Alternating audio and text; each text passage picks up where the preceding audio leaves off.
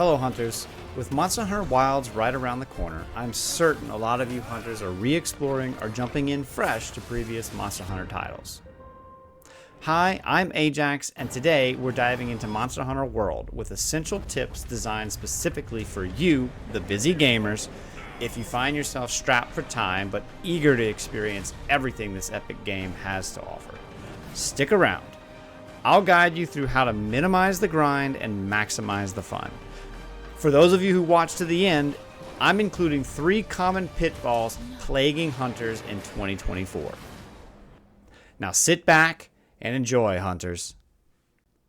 For those new to Monster Hunter, it's important to understand the structure of the game, which is divided into 3 main ranks: low rank, high rank, and master rank. Low rank is where you'll learn the basics and start with your journey. High rank introduces tougher challenges and more complex crafting. And Master Rank, available through the Iceborne expansion, is where the real test of hunting skills begin. Each rank not only offers new quests and monsters, but also significantly impacts the strategy of gear and resource management. Let's dive into how you can efficiently navigate through these to get the most out of your hunting sessions. Tip number 1, starting with the right gear. First off, let's talk weapons.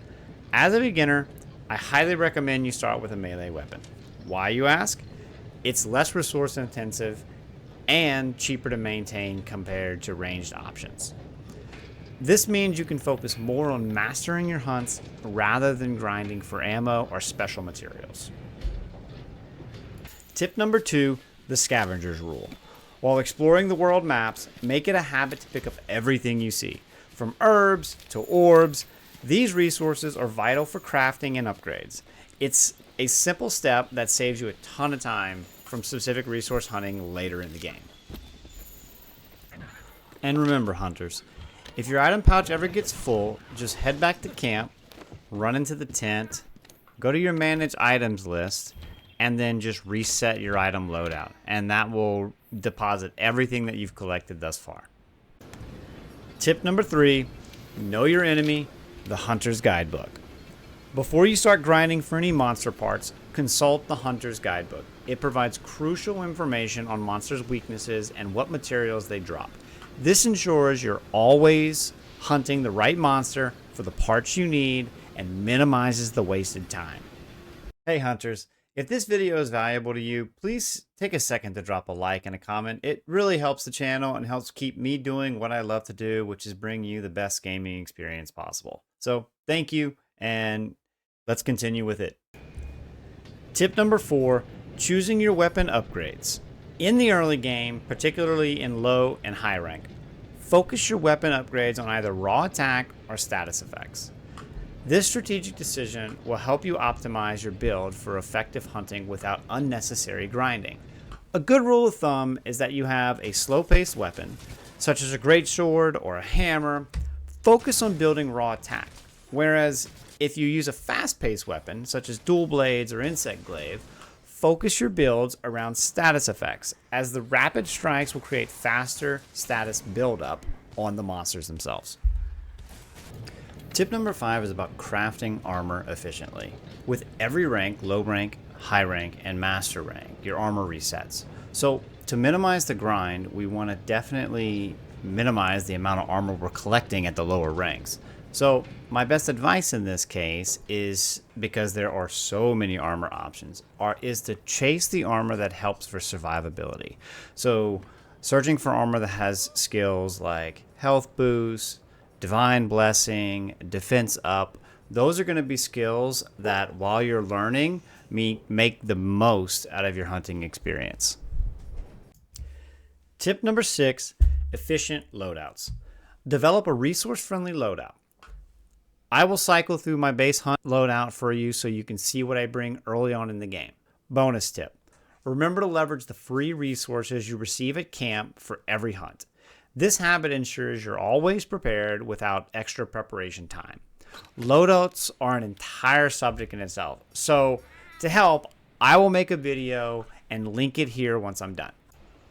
And finally, tip number 7, and oh my gosh, I wish someone had told me this before I ever started playing Monster Hunter.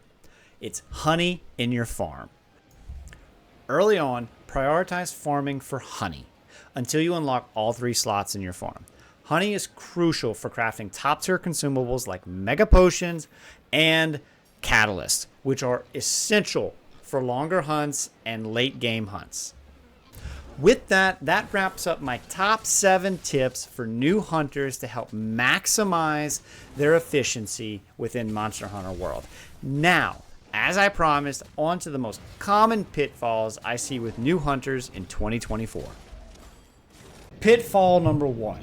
Avoid unnecessary armor grinds. And just like I said in tip number 5 around crafting and how many armor options there are available, really there is a ton of armor, and most of it is fairly useless as you progress in the game. So the bottom line is get what you need in each rank to increase your survivability, and then move on. Then start grinding for that master rank armor when you get there, because that's where your time is better spent. Pitfall number 2 is if you bought the game as a package and you have the DLC, don't fall for the Defender armor set. It's gonna show up in the very beginning of the game, and really it's just a trap. It's a trap. No, thanks, Akbar, and I'll tell you why. As you progress in being an early hunter, it's really part of the challenge and part of the gameplay experience is realizing how tough and how tough the learning curve is. And the Defender armor makes you way too overpowered as you progress through the game. And by the time you get to Master Rank, you're going to be in for a huge letdown, because you're going to realize how hard the monsters actually do become.